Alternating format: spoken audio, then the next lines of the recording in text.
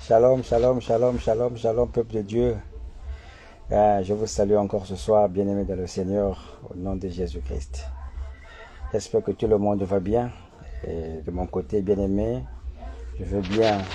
Et c'est pour moi encore un honneur très agréable, un honneur particulier d'être en live ce soir afin d'avoir une communion avec tous mes bien-aimés qui auront la grâce de suivre ce message. C'est un message que j'ai eu à cœur depuis ce matin. Lorsque j'étais au travail, je sentais vraiment ce poids énorme dans mon cœur de pouvoir faire ce live afin d'avoir une communion avec les enfants de Dieu, afin que quelqu'un bénéficie de ce fardeau que le Seigneur a mis dans mon cœur. Comme la parole de Dieu nous demande, avant de faire toute chose, c'est de faire connaître nos besoins par la prière. Prions. Divin Père Céleste, Seigneur Jésus-Christ, notre Dieu, notre Roi. Ce soir, nous te rendons grâce, nous te glorifions, nous t'élèvons et nous t'exaltons. Toi qui es le Créateur des visibles comme de l'invisible, toi qui es le Maître des temps et des circonstances, toi qui es le Roi des rois et le Seigneur des seigneurs. Ce soir, nous te rendons grâce et nous te glorifions, Père, que la gloire te revienne à toi et à toi seul, que le pouvoir te revienne à toi et à toi seul, que le respect te revienne à toi et à toi seul, que l'honneur te revienne à toi et à toi seul, Père. Père bien-aimé, ta parole déclare que l'homme ne vivra pas de pain seulement, mais de toute parole qui sort de la bouche de l'Éternel. Seigneur, tu nous as encore donné cette opportunité ce soir de nous réunir sur cette plateforme qui est un bien-aimé Facebook, afin de pouvoir, Père, interagir avec les bien-aimés qui auront la grâce de suivre ce message, Père. Je prie, oh Dieu, tu puisses encore me mettre à l'écart, oh Père bien-aimé, Seigneur, et que, Père, tu puisses encore prendre le contrôle, Père. Lorsque l'homme parle, Seigneur Jésus, c'est la mort. Lorsque tu parles, tu donnes la vie. Ta parole déclare, Père bien-aimé, que tout homme soit considéré comme menteur, mais que Dieu et sa parole soient considérés comme vrai. Seigneur, laisse que ta parole transite au travers de ma bouche, Père, afin de prendre quelqu'un hors du jardin d'Éden et de le ramener dans le jardin d'Éden, afin d'avoir davantage une communion, afin que tout ce que Adam a perdu, Père, par la désobéissance, Père, au travers de la communion avec Jésus-Christ, nous puissions recevoir cela, Père bien-aimé. Nous nous remettons à toi et nous nous abandonnons humblement entre tes mains, au nom de Jésus-Christ. Amen. Shalom, shalom, shalom, shalom, bien-aimé. Ce matin, ce soir, mes excuses, autant pour moi. Et ce soir, je veux baser mon exhortation dans le livre de Matthieu, chapitre 11, à partir du verset 28. Je vais juste essayer de summariser, parce que je n'ai pas de Bible en papier avec moi. C'est l'écriture qui nous parle de Jésus qui fait un appel aux gens, où il dit: venez à moi, vous qui êtes affligés, remplis de fardeau, je vous donnerai le repos. Bien-aimés, quelle belle invitation. Alléluia. Ça, c'est une invitation que personne ne devait manquer dans sa vie. Parce que ceux qui auront une invitation puissante, ceux qui auront une invitation très forte, c'est la personne qui fait l'invitation. C'est le statut de la personne qui fait l'invitation. Parce que l'invitation vient de quelqu'un qui on connaît dans la société, qui n'est pas vraiment considérable. On se dira: ah, qu'est-ce que j'irai faire là-bas? Mais c'est lorsque c'est le patron de ton quartier qui dit que non, demain il y aura une fête. On a déjà en tête que il y aura du bon là-bas. Ça va chauffer, ça va bonder. Il y aura de la nourriture, il y aura de quoi se satisfaire. Et c'est cette invitation ce soir que j'amène aux enfants de Dieu. C'est une invitation que le Seigneur Jésus-Christ fait à un frère, fait à une soeur. Il dit: vous tous qui êtes affligés et remplis de fardeau. Bien-aimé, quelle invitation. C'est l'invitation que je voudrais que tu prennes à cœur ce soir. Bien-aimé le Seigneur. Il dit que venez à moi. Venez à moi. Parce que celui qui fait l'invitation, bien, je vous répète que c'est le Créateur. Celui qui fait l'invitation, c'est le Dieu qui ne ment pas. Celui qui fait cette invitation, c'est le Dieu qui ne change pas. C'est le Seigneur Jésus-Christ. C'est le roi de gloire. C'est le Dieu créateur. Il veut dire que celui qui a tout créé pour lui et pour sa volonté et pour son plaisir, bien aimé le Seigneur. Alléluia, parce qu'il nous aime tellement. Dieu veut te voir heureux. Dieu veut te voir prospérer. Dieu veut te voir en bonne santé. Dieu veut te voir avoir les meilleures choses. Parce que c'est notre Père. La Bible déclare, notre Père qui est aux cieux, c'est notre Père. Et si ton Père physique, bien le Seigneur, se bat à ce que tu ne manques de rien, se bat à ce que tu puisses avoir une bonne vie, des bonnes études, une bonne carrière, comme la plus forte raison, Dieu, bien aimé le Seigneur. Comme la plus forte raison, le Seigneur Jésus-Christ, il a laissé sa gloire. Mes excuses, il a revêtu un corps de chair. Il est venu mourir sur la croix du calvaire. Il s'est sacrifié, il s'est humilié, il s'est tabassé, afin que toi et moi nous puissions avoir la vie. Et aujourd'hui, il sait que tu traverses des moments difficiles. Il sait que tu es dans une situation qui te dépasse. Il te fait cette invitation.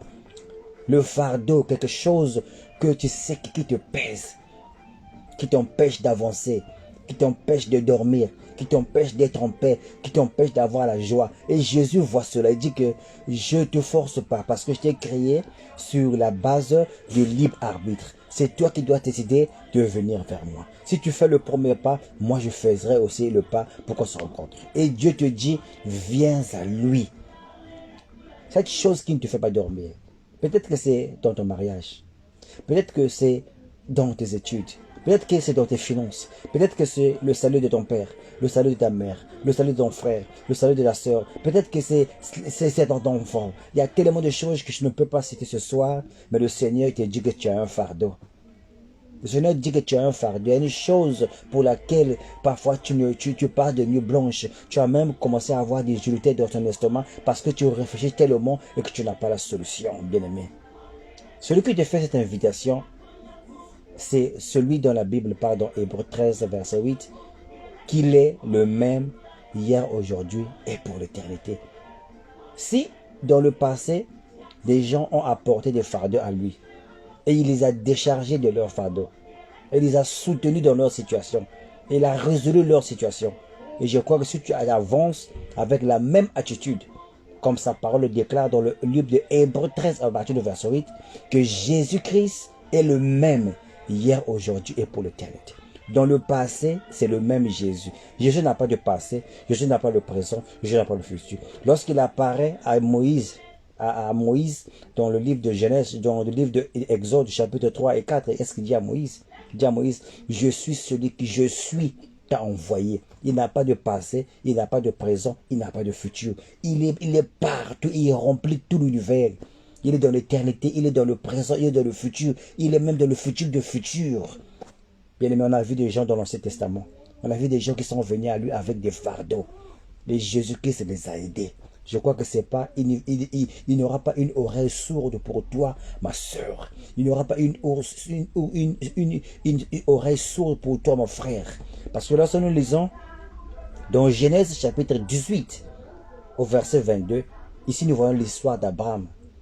Abraham, lorsqu'il a entendu que Sodome devait être détruit, Abraham, lorsqu'il a entendu que Dieu descendait, parce que l'iniquité, de ce que ces gens faisaient dans Sodome et Gomorrhe, montait vers Dieu, les plaintes montaient vers Dieu, et Dieu a décidé que je devais descendre pour voir ce qui s'est passé.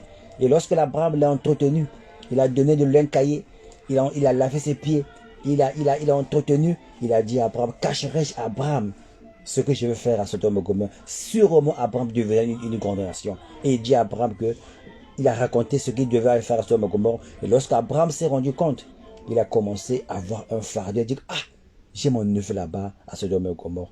Et si je ne prie pas pour lui, et si je ne prie pas pour lui, mon neveu va être détruit. Mon neveu va mourir à Sodome et Gomorrhe. Et il commence à intercéder. Il a eu ce fardeau dans son cœur. Il est allé, il a commencé à parler à Dieu. Seigneur, si tu trouves 50 justes, est-ce que tu vas détruire la ville? Il avait ce fardeau-là à cause de son neveu, parce qu'il avait là-bas des neveux, il avait des nièces, il avait des petits-fils là-bas qui étaient nés de Lot. Il avait ce fardeau dans son cœur. Il a prié une fois pour 50, il a prié pour 40, il a prié pour 20, il a prié pour 10. Et lorsque le Dieu qui exauce la prière a dit, à cause de ce juste que je trouverai là Sodome et Gomorrhe, je détruirai pas la ville.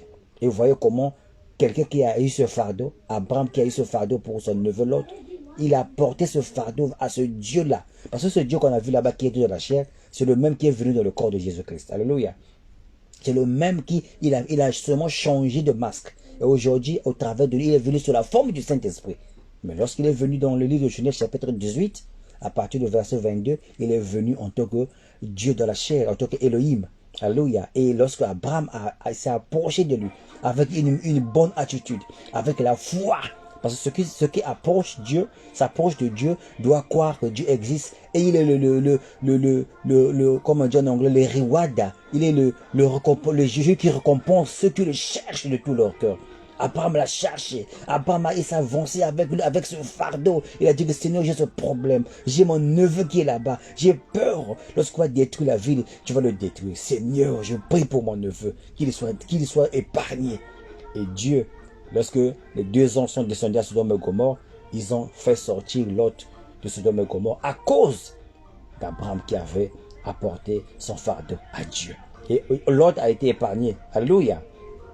Et lorsque nous allons dans 2 Rois, chapitre 2 Rois, je crois que c'est le 2 Rois chapitre 20, si je ne me trompe pas.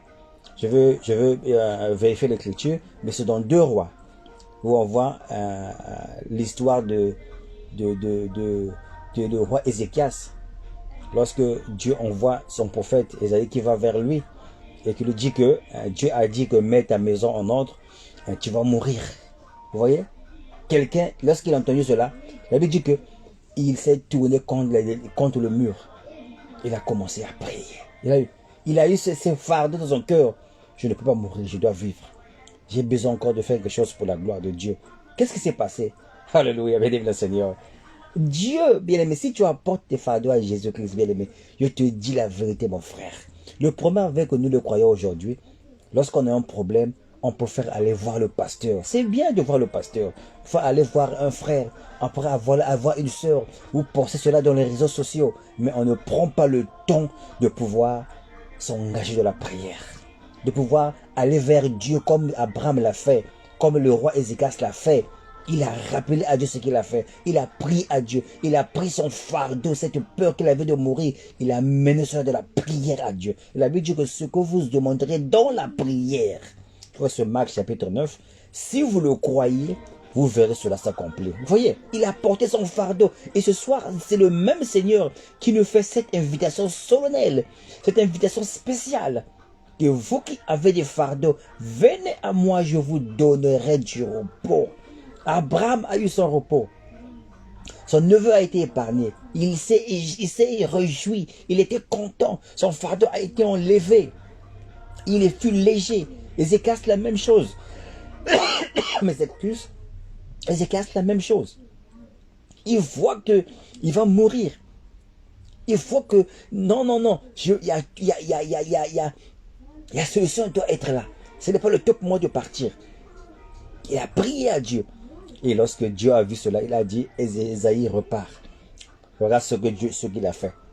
Voilà comment ça a humilié. Comment il a porté son fardeau vers moi. Et Dieu l'a épargné, il a donné 15 ans de plus. Et si nous venons dans le Nouveau Testament, on dit, frère Francis, ça c'est le Nouveau Testament. Mais je vous amène aujourd'hui dans le Nouveau Testament. Dans Marc chapitre 5 à partir du verset 26. Ici, on voit une femme qui avait une perte de sang.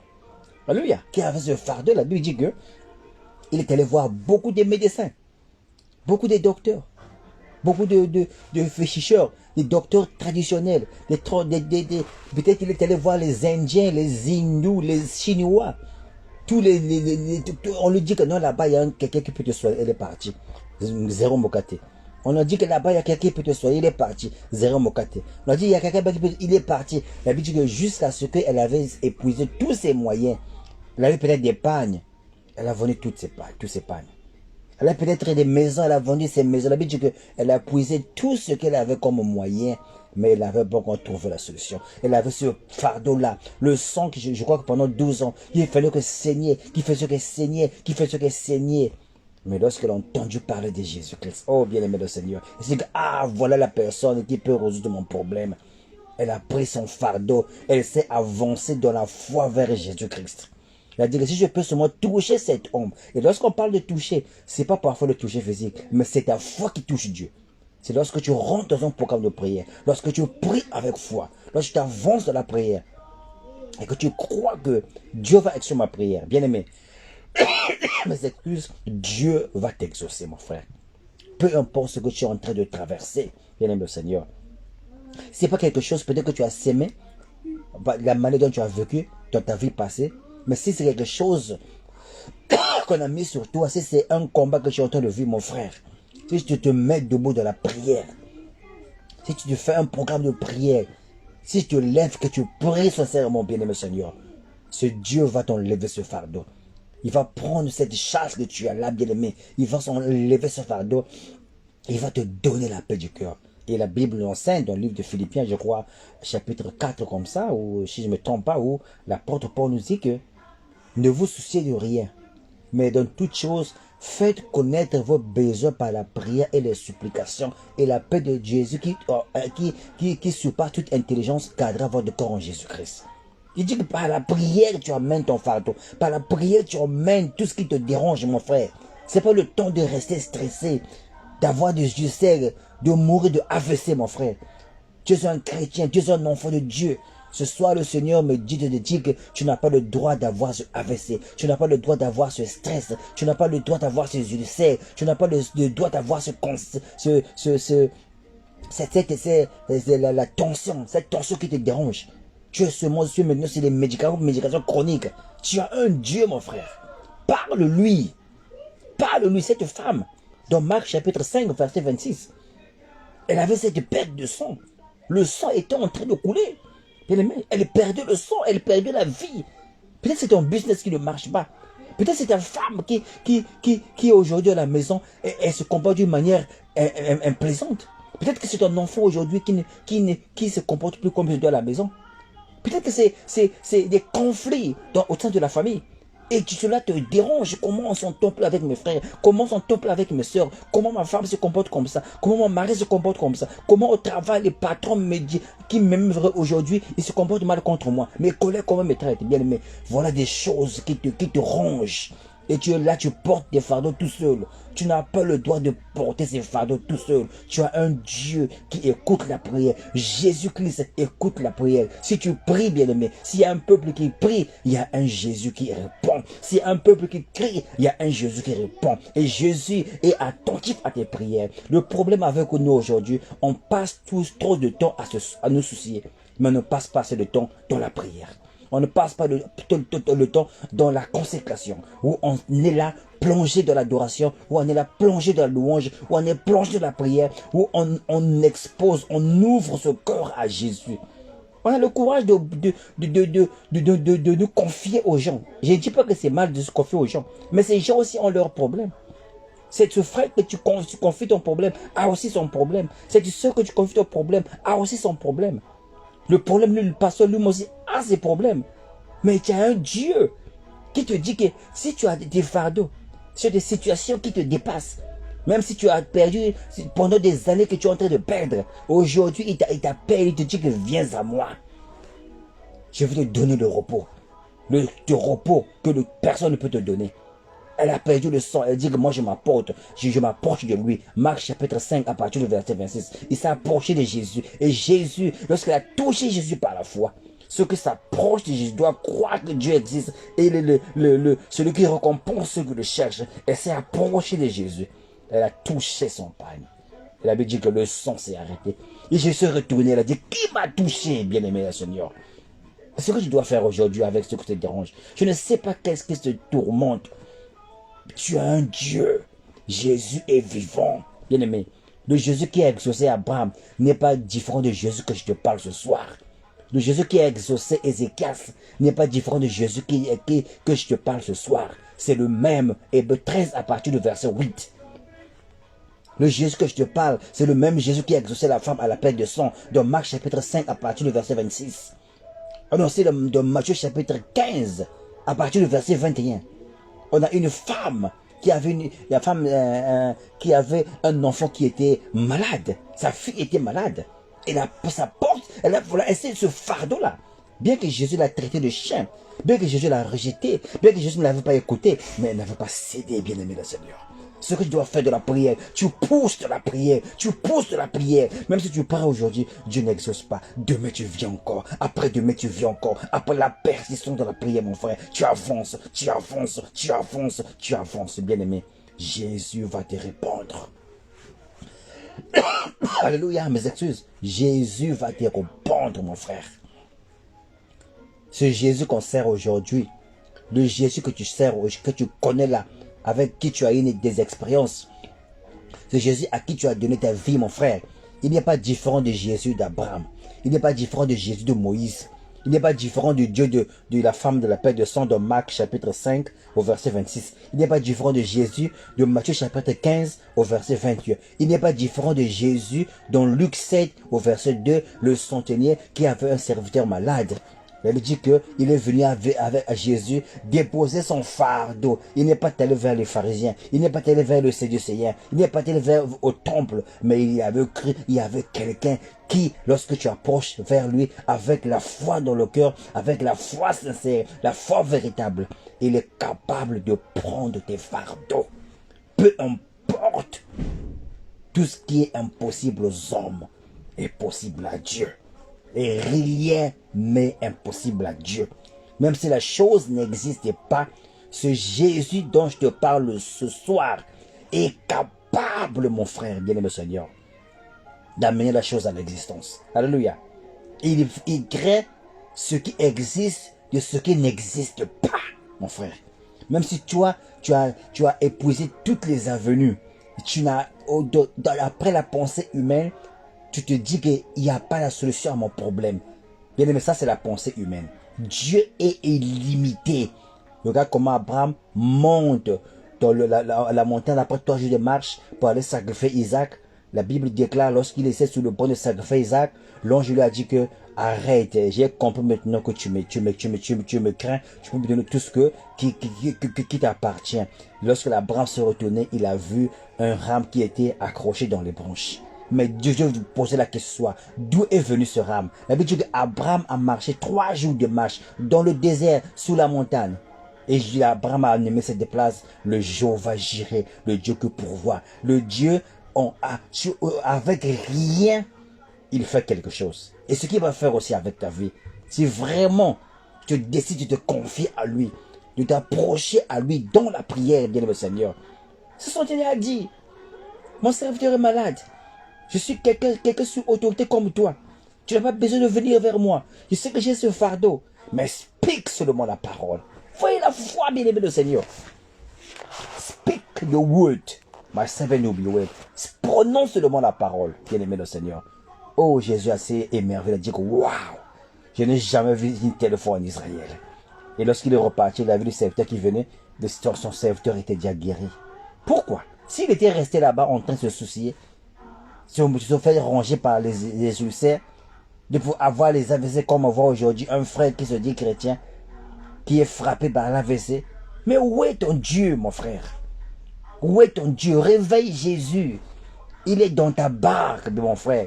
Si tu laisses l'eau rentrer dans la barque, tu ne réveilles pas Jésus, tu vas te noyer, mon frère. Si nous ne réveillons pas Jésus dans nos foyers, si nous ne réveillons pas Jésus dans nos mariages, si nous ne réveillons pas Jésus dans nos business, si nous ne réveillons pas Jésus dans la vie de nos enfants, si nous ne réveillons pas Jésus dans nos nations, bien-aimé Seigneur, qui se lève, qui nous prononce la parole, bien-aimé, on va se noyer.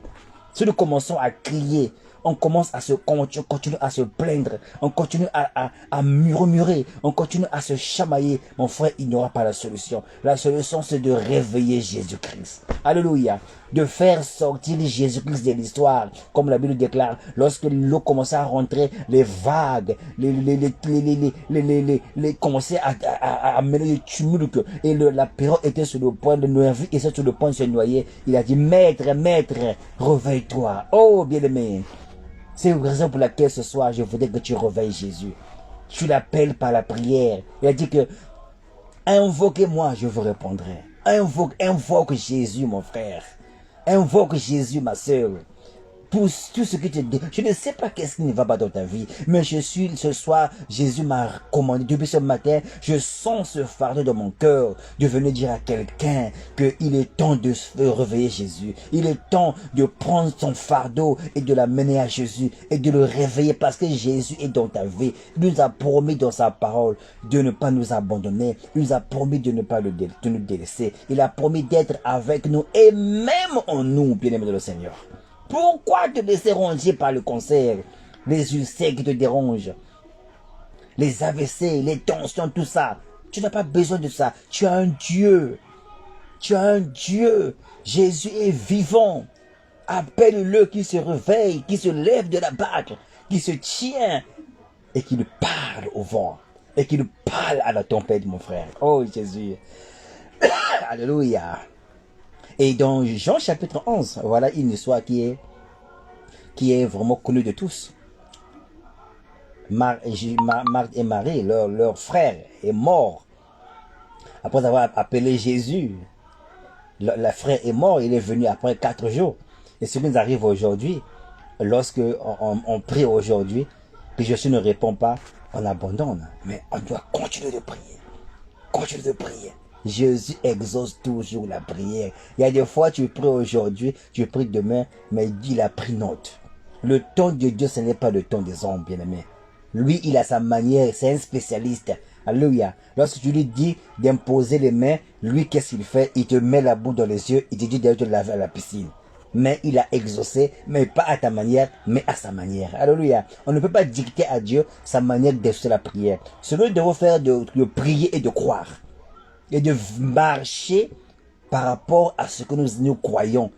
Comme la Bible nous enseigne dans le livre de Hébreux chapitre 1, Hébreux chapitre 11. La Bible dit que la foi la foi c'est inévitant, la foi c'est avoir la chose qu'on a déjà demandé. La foi c'est posséder la chose qu'on a. Et dit tu marches, tu vis comme si la chose est déjà là. Tu n'attends pas que la chose arrive. Tu vis comme si la chose est déjà faite. La foi c'est comme de la folie.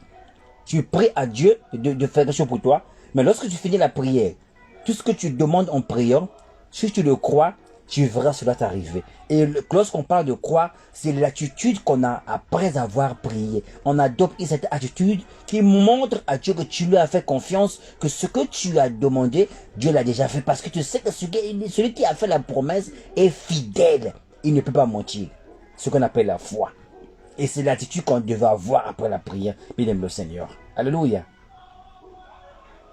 Lazare, c'est ta situation. Lazare, c'est ton problème. Le fardeau que Marie et Marthe avaient dans leur cœur. Ils ont appelé Jésus. Il a dû retarder. Ils savaient ce qu'il devait faire. Mais fin de compte, il est venu. Il s'est glorifié. Il a pris le fardeau. Dieu bénisse le Seigneur. Et ce que le Seigneur m'a mis à cœur ce soir, de dire à un frère, de dire à une sœur, déchargez sur lui de tous vos fardeaux. Venez à lui, vous, nous tous. J'ai mon fardeau, tu as ton fardeau. Là, l'autre soeur qui me quitte a son fardeau. Mais Jésus t'appelle ce soir. Viens, décharge-toi sur lui. Viens, décharge-toi sur lui. Viens, décharge-toi sur lui. Prends cela, mets cela au pied de la croix. Mets cela au pied de Jésus. Parce que Pierre nous dit dans 1 Pierre chapitre 5 au verset 7. Déchargez-vous sur lui de tous vos fardeaux parce qu'il prend soin de nous. Jésus prend soin de nous. Jésus t'aime, mon frère, à tel point il est venu mourir pour toi. Il n'y a personne sur la terre, même ton mari dit qu'il t'aime. Si on met le fusil sur lui, il va fuir. La femme qui dit qu'elle t'aime, si on met le fusil sur elle, elle va fuir. Le papa qui dit qu'il t'aime, si on lui met le fusil pour mourir pour toi, il va refuser. Mais Jésus est venu, il est mort à la croix, il s'est humilié. Tu penses qu'il ne va pas résoudre son problème? Si quelqu'un a laissé la gloire, les anges qui l'adoraient, les anges qui le glorifiaient, les rues pavées d'or, le lieu de gloire, il est descendu, il a pris un corps de chair, il a marché à Galilée, il a mangé ce que l'homme mange, il a vécu comment l'homme a vécu, et il est venu mourir pour toi. Quelle preuve tu cherches d'amour, mon frère? Qu'est-ce qui est plus grand ce sacrifice de calvaire par rapport à la situation qui se déroule. Si vraiment tu t'avances à Jésus, que tu apportes son problème, il a dit déposer sur lui tout vos fardeaux. Ouvre ton cœur à Jésus, parle-lui. Dis-lui ce qui ne va pas dans ta vie. Dis-lui ce qui ne va pas dans ton mariage. Peut-être que tu n'as plus la force de prier. Seigneur, je ne prie plus comme auparavant. Donne-moi la force de prier.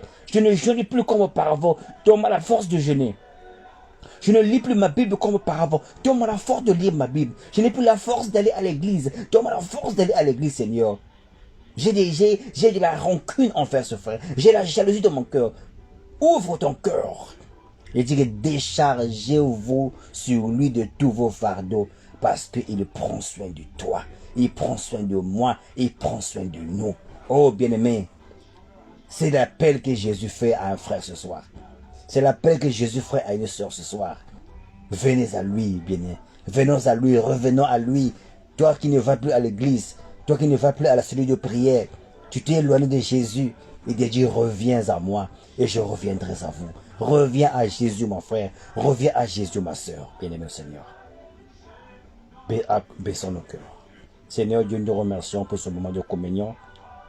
Nous prions, Seigneur Jésus, que ces paroles ne tombent pas, Seigneur, dans une terre aride, mais que cela puisse tomber dans une terre fertile, Père. Que cela puisse encore porter de fruits, Père. Seigneur, nous couvrons cette parole sur le sang de Jésus, et que l'ennemi ne puisse pas venir et voler, Père et bien-aimé, ce que nous avons sémé dans nos cœurs, Père. Nous abonnons à toi, Père, et nous consacrons à toi. Reçois l'honneur et la gloire, au nom de Jésus-Christ. Amen. Et je voudrais encore profiter pour cette occasion pour donner à quelqu'un l'opportunité ce soir de se redédier à Jésus. Peut-être que pour un temps tu as marché avec Jésus, pour un temps tu avais une communion avec Jésus, tu étais en feu pour Jésus, tu avais un zèle pour Jésus, mais tu t'es refroidi. Il a dit que si tu es froid ou tu es chaud, mais tu ne sois pas tiède. Je vais te vomir. Il faut que nous soyons chauds ou bien froids. Tu es avec Jésus ou tu n'es pas avec Jésus. Et lorsque tu es au milieu, il te vomit. Mais je dis que je vais te vomir. Reviens au premier amour. Reviens au premier amour. Et que cela soit ton fardeau, Seigneur, donne-moi la force de prier. Je voudrais t'appeler ce soir à redédier ta vie à Jésus. Je voudrais t'appeler ce soir, mon frère et soeur, à redédier ta vie à Jésus. Et pour quelqu'un qui ne connaît pas Jésus, qui n'a jamais fait de Jésus son sauveur et Seigneur personnel, je voudrais qu'ensemble, qu'on puisse faire cette prière. Seigneur, je reconnais que je suis un pécheur. Et je crois que tu es mort pour moi à la croix du calvaire. Ce soir, je te reconnais en tant que sauveur et Seigneur. Je voudrais te donner ma vie. Je voudrais que ma vie soit sous ton contrôle, aujourd'hui et à jamais. Je te consacre ma vie. Amen. Cherche autour de toi un endroit où il y a une église qui prêche la parole et va. Et le Seigneur puisse encore t'aider à grandir avec lui. Que Dieu vous bénisse. Que Dieu vous comble. Amen.